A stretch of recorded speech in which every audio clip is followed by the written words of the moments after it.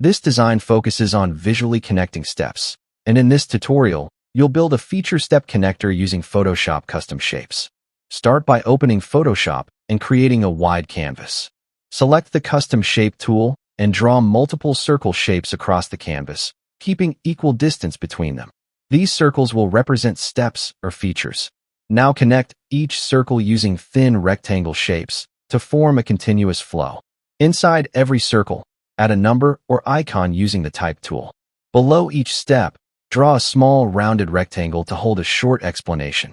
Highlight the active step by increasing its size and changing its color.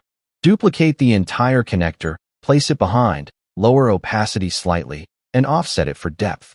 Zoom out. The flow now looks smooth, logical,